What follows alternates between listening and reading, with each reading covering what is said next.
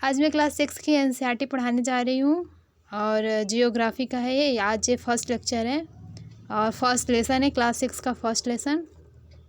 अगर आप किसी बड़े एग्ज़ाम की तैयारी कर रहे हो जैसे UPSC, UP PCS, Bihar PCS, MP PCS, इन सब चीज़ों की, तो इसके लिए आपको एनसीईआरटी एक बार ज़रूर पढ़ना चाहिए। एनसीईआरटी काफ़ी हेल्पफुल और लाभदायक होता है।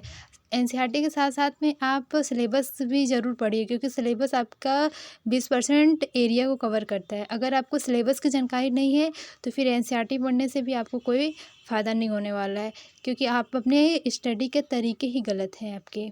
आपने स्टडी जो स्टार्ट करी है उसका मतलब आपने जो रास्ता अपनाया वो गलत है। इसलिए आप किसी चीज़ की तैयारी करने से पहले उसका सिलेबस और प्रीवियस ईयर क्वेश्चन पेपर को एक बार ज़रूर देखें, वो आपको काफ़ी हेल्पफुल रहता है। तो ठीक है, अब चलिए हम आपको बताते हैं। सौरमंडल में पृथ्वी, ये आज का हमारा चैप्टर का नाम है। ये क्लास 6 का है। ये न्यू वर्जन है, जो अभी न्यू वाला आया है ना एनसीईआरटी, वो। ठीक है, तो अब हम देखते हैं। सूर्यास्त के बाद आकाश को देखना कितना अच्छा लगता है। आसमान में पहले 1 या 2 चमकते बिंदु ही दिखते हैं, लेकिन बाद में इनकी संख्या बढ़ती जाती है। आप उनकी गणना नहीं कर सकते। संपूर्ण आकाश छोटे छोटे चमकदार वस्तुओं से भर जाता है, जिनमें से कुछ चमकीले होते हैं एवं कुछ धुंधले। ऐसा प्रतीत होता है मानो आकाश में हीरे जड़े हो। इनमें से कुछ टिमटिमाते प्रतीत होते हैं, लेकिन अगर आप उनको ध्यान से देखेंगे तो आप पाएंगे कि इनमें से कुछ की टिमटिमाहट अन्य से अलग है। ये बिना किसी टिमटिमाहट के चंद्रमा के समान चमकते हैं। इन चमकीले वस्तुओं के साथ आप लगभग प्रतिदिन चंद्रमा को भी देखते हैं। यही अलग अलग समय पर अलग अलग आकार तथा अलग अलग स्थितियों में दिखाई पड़ता है। आप पूर्ण चंद्र को लगभग 1 महीने में एक बार देख सकते हैं, जिसे हम पूर्णिमा या पूर्ण चंद्रमा वाली रात कहते हैं। समझ आया? जैसे हर मंथ में एक बार पूर्ण चंद्रमा होता है, जिसे हम पूर्णिमा या पूर्ण चंद्रमा वाली रात, या उसे हम पूर्ण चंद्रमा वाली रात के बाद जो आता है उसे हम नई चंद्रमा भी कहते हैं। 15 दिन के बाद आप इसे नहीं देख सकते। जो पूर्णिमा होता है उसे 15 दिन के बाद हम नहीं देख सकते, वो हमें, क्योंकि वो उसका जो है चेंज हो जाता है। वो यह पूर्ण चंद्रमा वाली रात या पूर्णिमा होती है। 15 दिन के बाद आप इसे देख नहीं सकते। यह नए चंद्रमा की रात्रि या अमावस्या होती है। जैसे कि आप लोग को पता है कि नहीं पता है, लेकिन जो पूर्णिमा के बाद वाली रात्रि आती है उसे हम नया चंद्रमा की रात्रि, या उसे हम अमावस्या को हम क्या कहते हैं, नए चंद्रमा वाली रात्रि को हम अमावस्या कहते हैं। ऐसी रात्रि में अगर आसमान साफ है तो आप आसमान का अवलोकन अच्छी तरह से कर सकते हैं। क्या आपको इस बात पर आश्चर्य नहीं होता कि हम दिन के समय चंद्रमा एवं इन सभी छोटी चमकीले वस्तुओं को क्यों नहीं देख पाते हैं? ऐसा इसलिए क्योंकि सूर्य की अत्यधिक तेज प्रकाश के कारण रात के समय चमकने वाले वस्तुओं को हम दिन में नहीं देख पाते। सूर्य, चंद्रमा तथा वे सभी वस्तुएं खगोलीय पिंड किसे कहते हैं? यहाँ से आपका एक क्वेश्चन बन सकता है कि खगोलीय पिंड किसे कहते हैं? खगोलीय पिंड जो सूर्य, चंद्रमा तथा वे सभी वस्तुएं जो रात के समय आसमान में चमकती हैं, उसे हम खगोलीय पिंड कहते हैं। तो ये हमारा छोटा सा एग्जाम्पल है, जैसे कि सूर्य, चंद्रमा, वे सभी वस्तुएं कौन सी जो रात में चमकती हैं, वो सारी वस्तुएं चंद्रमा, सूर्य, वे सभी वस्तुएं क्या कहलाती हैं? खगोलीय पिंड कहलाती है। कुछ खगोलीय पिंड बड़े आकार वाले तथा गर्म होते हैं। ये गैसों के बने होते हैं। इनके पास अपनी ऊष्मा तथा प्रकाश होती है, जिसे वे बहुत बड़ी मात्रा में उत्सर्जित करते हैं। जो खगोलीय पिंड है उनके पास अपना ऊष्मा और प्रकाश होता है, जो वो बहुत बड़ी मात्रा में उसको उत्सर्जित करते रहते हैं। इन खगोलीय पिंडों को तारा कहते हैं। खगोलीय पिंड, हम खगोलीय पिंड को ही तारा कहते हैं। सूर्य भी एक प्रकार का तारा है, जैसे कि आप देख सकते हैं। तारा, पहले लोग तारा से मतलब कि अपना दिशा निर्धारित करते थे। पहले के लोग जो प्राचीन काल के जो लोग थे, वो तारे की मदद से अपनी दिशा निर्धारित करते थे। जैसे आप यहाँ पे देख सकते हैं, उत्तर दिशा तारा को हम क्या कहते हैं? ध्रुव तारा। ये क्या था? संकेतक तारा है हमारा। आइए हम आगे देखते हैं, आगे क्या है। रात के समय चमकते हुए अनगिनत तारे सूर्य के समान ही हैं, लेकिन हमसे बहुत दूर होने के कारण हम लोग उनकी ऊष्मा या प्रकाश को महसूस नहीं करते तथा अत्यंत छोटे दिखाई पड़ते हैं। जो सूर्य है वो सबसे नज़दीक का तारा लगता है, और नहीं, हाँ, जो हमारा तारा है वो हमसे बहुत दूर है, इस वजह से वो हमें बहुत छोटा दिखाई पड़ता है। आपने ये अवश्य ध्यान दिया होगा कि कुछ दूरी से देखने पर सभी वस्तुएं छोटी दिखाई पड़ती है। अत्यधिक ऊंचाई पर उड़ रहा हवाई जहाज कितना छोटा दिखाई देता है। रात्रि में आसमान की ओर देखते समय आप तारों के विभिन्न समूहों द्वारा बनाई गई विविध आकृतियों को देख सकते हैं। ये नक्षत्र मंडल कहलाता है। नक्षत्र मंडल क्या कहलाता है? नक्षत्र मंडल हम किसे कहते हैं? तो रात्रि के समय आसमान की ओर विभिन्न समूहों, किसके समूह? तारों के समूह, तारों के विभिन्न समूहों द्वारा बनाई गई विविध आकृतियों को देख सकते हैं। ये नक्षत्र मंडल कहलाता है। नक्षत्र मंडल क्या कहलाता है? तारों के विभिन्न समूह द्वारा बनाई गई विविध आकृतियों को देख सकते हैं। ये नक्षत्र मंडल कहलाता है। अर्सा मेजर या बिग बियर इसी प्रकार का एक नक्षत्र मंडल है। जो हमारा अर्सा मेजर और बिग बियर है वो क्या है? इसी प्रकार का एक नक्षत्र मंडल है। बहुत आसानी से पहचान में आने वाले नक्षत्र मंडल है, और ये सिर्फ बहुत आसानी से पहचान में ये आ भी जाती है।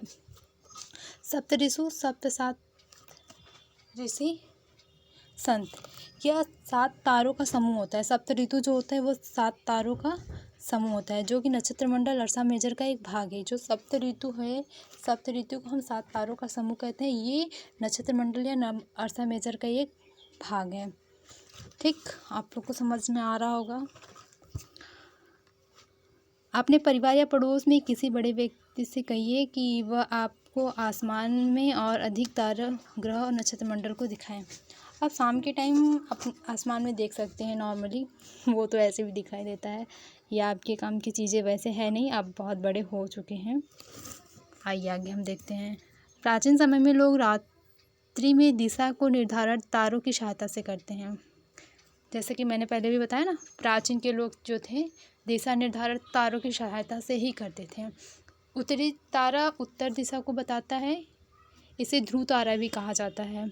यह आसमान में हमेशा एक ही स्थान पर रहता है। हम सप्त ऋतु की सहायता से ध्रुव तारे की स्थिति को जान सकते हैं। हम इसे चित्र में 1.1 में देख सकते हैं, जो भी मैंने आपको दिखाया चित्र। ठीक, सप्तऋषि मंडल के संकेतक तारों के आपस में मिलते हुए एक काल्पनिक रेखा खींची जाए एवं उसके आगे की ओर बढ़ाया जाए तो यह ध्रुव तारे की ओर इंगित करती है। कुछ खगोलीय पिंड में अपना प्रकाश एवं ऊष्मा नहीं होता। आइए देखते हैं ये क्या है। कुछ खगोलीय पिंडों में अपना प्रकाश एवं ऊष्मा नहीं होता, वे तारों के प्रकाश से प्रकाशित होते हैं। कुछ खगोलीय पिंडों में अपना प्रकाश एवं ऊष्मा नहीं होता, वो तारों के प्रकाश से, किसके प्रकाश से? तारों के प्रकाश से प्रकाशित होते हैं। ऐसे पिंड ग्रह कहलाते हैं। ग्रह, जिसे अंग्रेजी में प्लेनेट कहते हैं, ग्रह को हम अंग्रेजी में प्लेनेट कहते हैं। ग्रीक भाषा के प्लेनेटाइड शब्द से बना है, जिसका अर्थ होता है परिभ्रमक। जो ग्रह कहलाता है। ग्रह, जिसे अंग्रेजी में प्लेनेट कहते हैं, ग्रीक भाषा के प्लेनेटाइड शब्द से बना है, जिसका अर्थ होता है परिभ्रमक अर्थात चारों ओर घूमने वाले। परिभ्रमक मतलब होता है चारों ओर घूमने वाले। पृथ्वी, जिस पर हम रहते हैं, एक ग्रह है। जिस पृथ्वी पर हम आप हैं वो क्या है? एक ग्रह है। यह अपना संपूर्ण प्रकाश एवं ऊष्मा सूर्य से प्राप्त करती है। जो पृथ्वी है वो अपना संपूर्ण प्रकाश एवं ऊर्जा ऊष्मा कहाँ से प्राप्त करती है? वो उसको सूर्य देता है। हम सूर्य से प्रकाश एवं ऊष्मा को प्राप्त करते हैं। जो पृथ्वी के सबसे नज़दीक का तारा था या तारा है, जो सूर्य के सबसे नज़दीक का तारा है, पृथ्वी को बहुत अधिक दूरी से, जैसे चंद्रमा से देखने पर यह चंद्रमा की तरह चमकती हुई प्रतीत होती है। कुछ रोचक तथ्य। बृहस्पति, शनि तथा यूरेनस के चारों ओर छल्ले हैं। जो बृहस्पति, शनि तथा यूरेनस के चारों ओर क्या है? छल्ले, जैसे एक मकड़ी का जाला होता है ना, इसी प्रकार हमारे बृहस्पति, शनि तथा यूरेनस के चारों तरफ छल्ले हैं। ये छल्ले विभिन्न पदार्थों के असंख्य छोटे छोटे पिंड से बनी पट्टियाँ हैं, जैसे पट्टी बनी हुई है। पृथ्वी छल्लों को शक्तिशाली दूरबीन की सहायता से देखा जा सकता है। पृथ्वी से इन छल्लों को शक्तिशाली दूरबीन की सहायता से हम देख भी सकते हैं।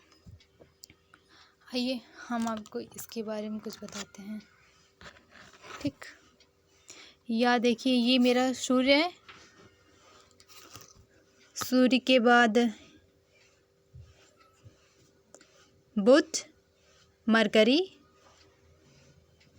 मरकरी के बाद है हमारा वीनस, शुक्र 108,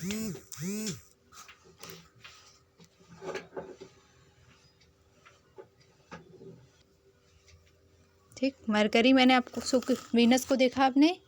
वीनस के बाद आता है हमारा मंगल, मार्स, जो 228 है।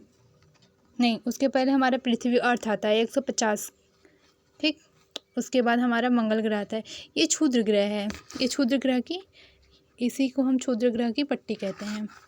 ये देखिए ये क्षुद्र ग्रह की पट्टी है।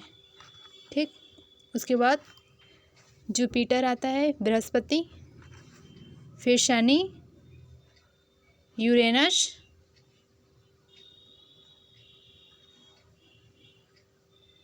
और यूरेनस के बाद आता है हमारा नेपच्यून। ओके, आपको समझ में आया। आइए हम उनकी संख्या को देखते हैं। पहला, बुध, सूर्य के चारों ओर एक परिक्रमण वो कितने दिन में कंप्लीट करता है? जो हमारे दूरी मिली हम किलोमीटर में, तो देखते हैं। आइए बता, जैसे कि आप समझिए जो हमारा बुध है वो सूर्य के चारों ओर एक परिक्रमण, कौन? बुध सूर्य का परिक्रमण करती है। अब उसको कितना समय लगता है? 88 दिन लगता है। 88 दिन में वो अपना एक परिक्रमण पूरा करती है और अपने अक्ष पर घूर्णन वो 59 दिन में कंप्लीट कर लेती है। जो बुध है वो 88 दिन में एक परिक्रमण पूरा करती है और 59 डे में अपने अक्ष पर एक घूर्णन कंप्लीट करती है। दूसरा है शुक्र, सूर्य के चारों ओर एक परिक्रमण, जो शुक्र है सूर्य के चारों ओर का एक परिक्रमण वो 355 दिन में करती है।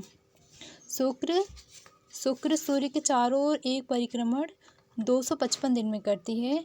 अब वहीं पे अपने अक्ष पर घूर्णन वो कितने दिन में करती है? 243 दिन पे।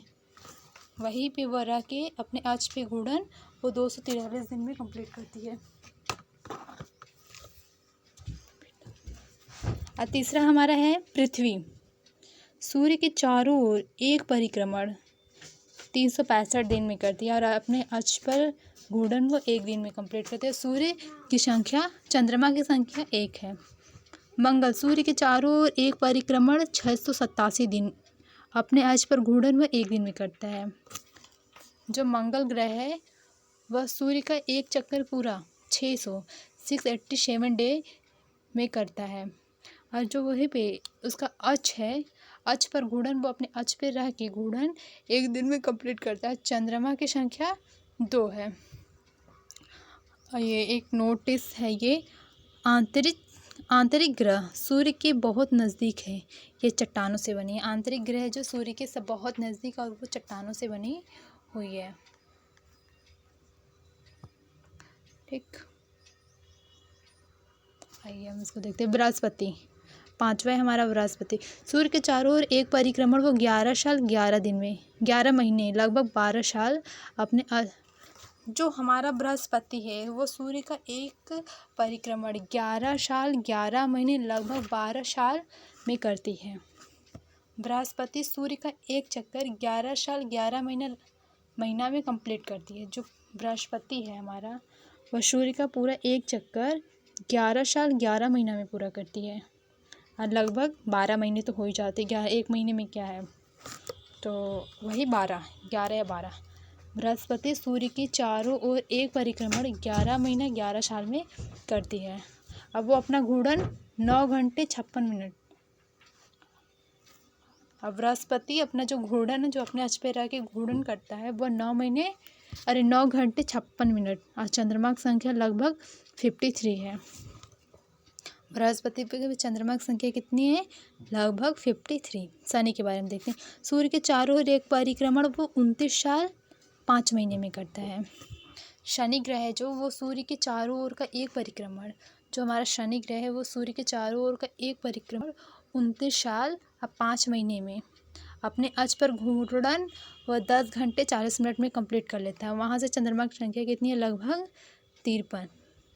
वहाँ ग्रह बहुत सूर्य से बहुत दूर है तथा बहुत बड़े आकार के हैं। ये गैसों और खगोलीय पिंडों से बना हुआ है। ठीक, आइए देखते हैं। गैस और तरल पदार्थों से बना है, वो गैस और तरल पदार्थ से बना है। ठीक, अब आते हैं हम यूरेनस के बारे में। रुकिए, हमको उसको सेट करने दीजिए थोड़ा। तो यूरेनस सूर्य के चारों ओर एक परिक्रमण 84 साल। यूरेनस जो है वो सूर्य का चारों तरफ का एक परिक्रमण 84 साल में कंप्लीट करता है। वहीं पे वो अपने अक्ष पे रह के घूर्णन 17 घंटे 14 मिनट में कंप्लीट कर लेता है। और चंद्रमा की संख्या लगभग वहाँ से कितनी है? 27 वहाँ से चंद्रमा की संख्या 27 है। नेपच्यून सूर्य के चारों ओर एक परिक्रमण वो 164 साल में करती है। जो नेपच्यून है वो सूर्य के चारों ओर का एक परिक्रमण कितने साल में करती है? 164 साल में। और अपने अक्ष पर रखकर घूर्णन वो 16 घंटे 7 मिनट में कंप्लीट कर लेती है। और वहीं पे घूर्णन वो अपने अक्ष पे रह के वह घूर्णन 16 घंटे और 7 मिनट में कंप्लीट करते हैं। वहाँ से चंद्रमा की संख्या कितनी है? 13 है। क्या आप जानते हैं?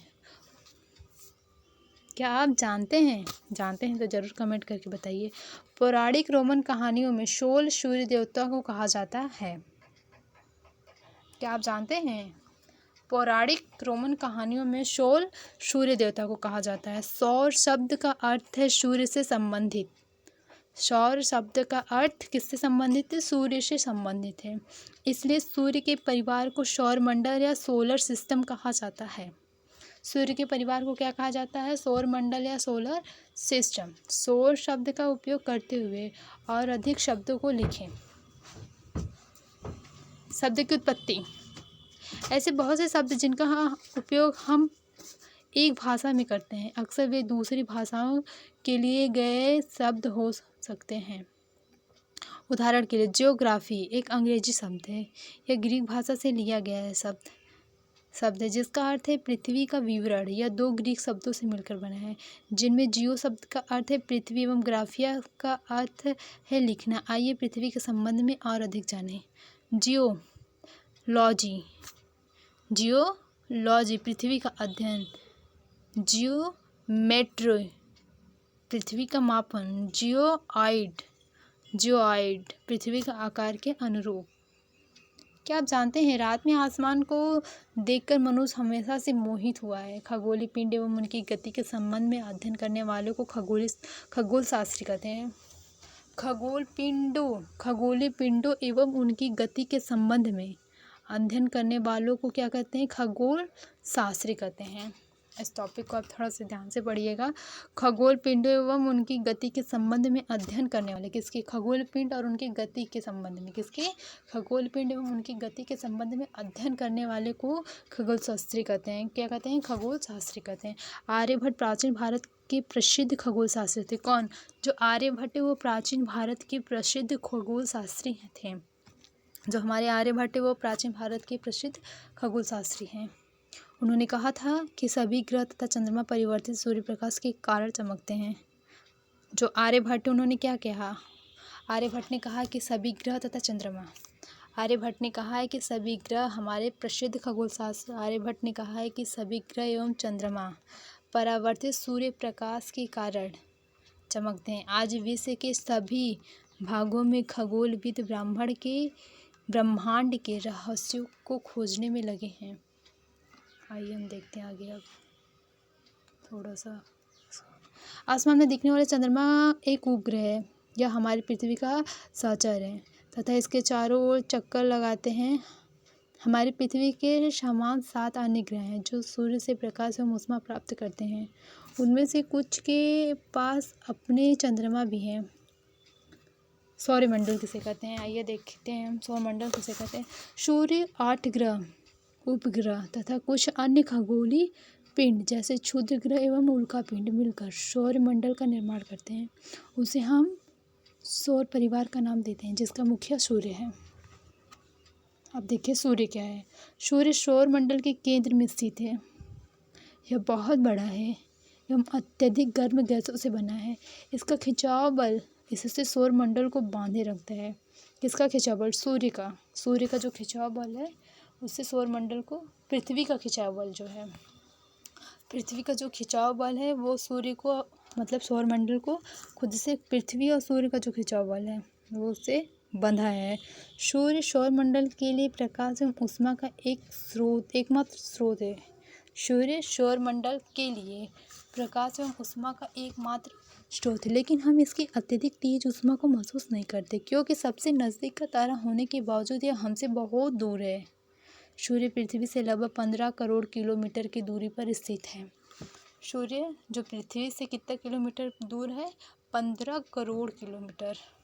ये ग्रह क्या है? ग्रह के बारे में हम जानते हैं। हमारे सौरमंडल में 8 ग्रह सूर्य से दूरी के अनुसार वे है बुध शुक्र पृथ्वी, बुध शुक्र पृथ्वी, मंगल बृहस्पति शनि, बुध शुक्र पृथ्वी, मंगल बृहस्पति शनि, यूरेनस तथा नेपच्यून।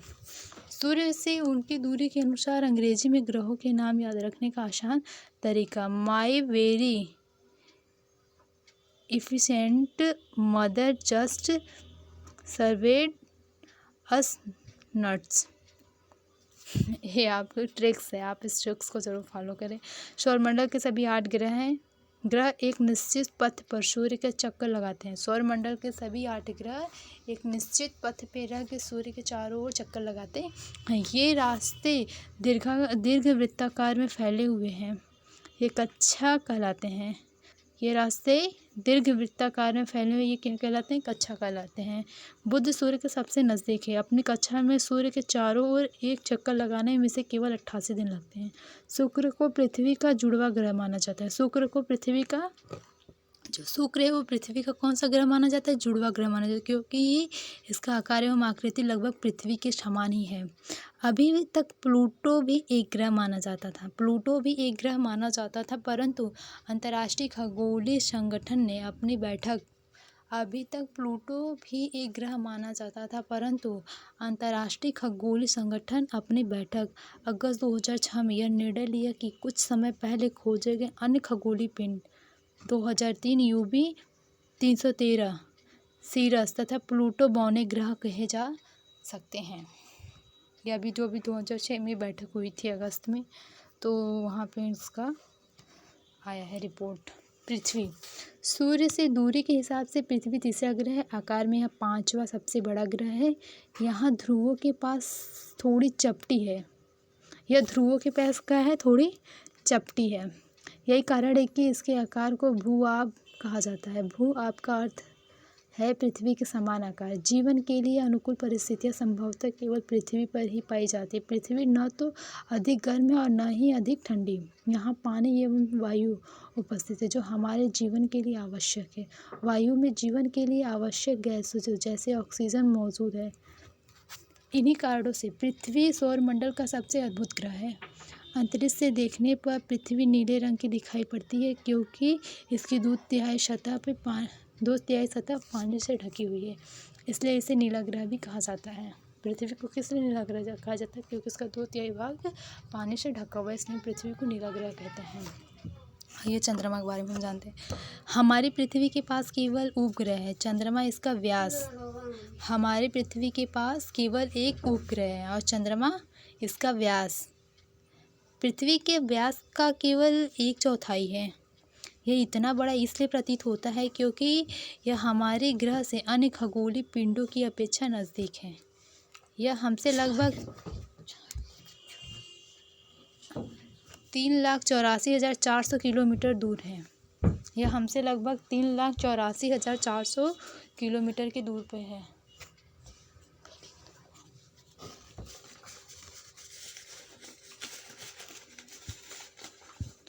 अब आप पृथ्वी से सूर्य एवं चंद्रमा की दूरियों की तुलना कर सकते हैं। अब आप पृथ्वी से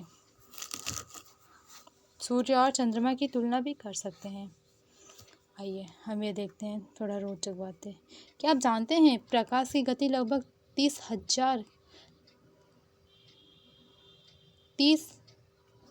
30 लाख किलोमीटर प्रति सेकंड है। क्या आप जानते हैं प्रकाश की गति लगभग 30 लाख किलोमीटर प्रति सेकंड है। इस गति के समान गति के बावजूद सूर्य के प्रकाश को पृथ्वी तक पहुंचने में लगभग 8 मिनट का समय लगता है।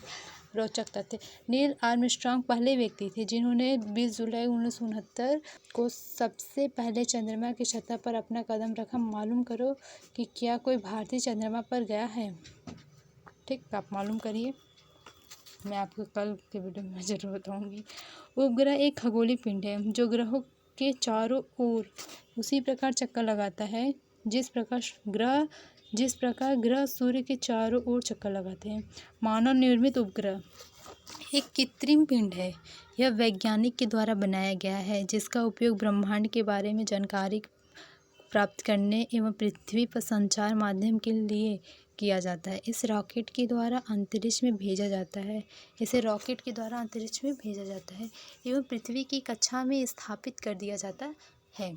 अंतरिक्ष की उपस्थिति एवं कुछ भारतीय उपग्रह इनसैट, IRS, एडुसैट इत्यादि हैं।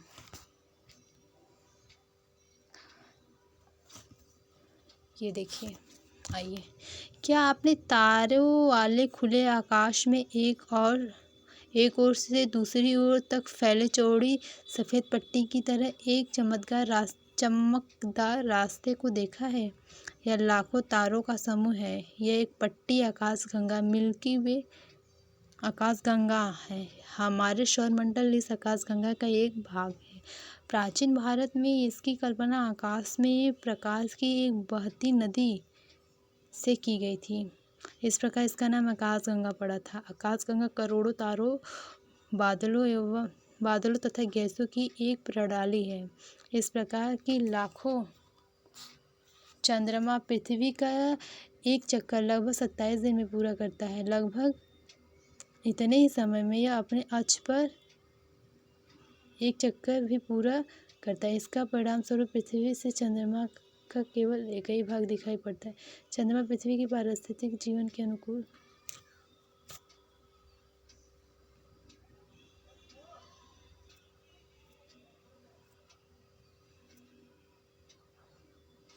लाखों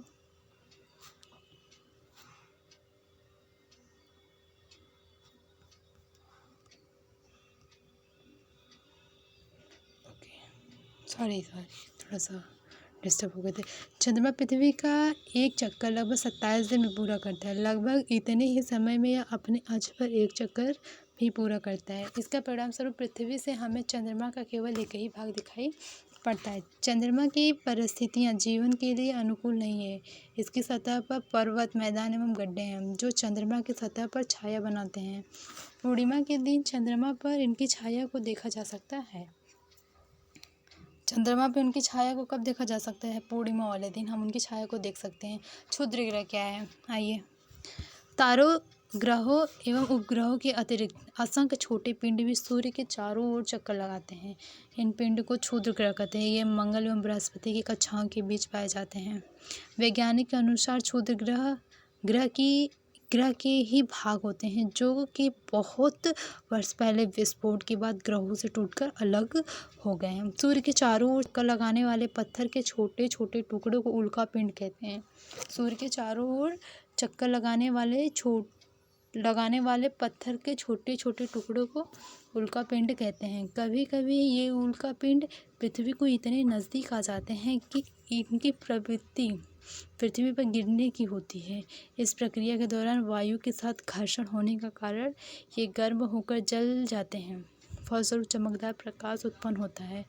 कभी कभी कोई उल्का पूरी तरह जले बिना पृथ्वी पर गिरती है, जिससे धरातल पर गड्ढे बन जाते हैं।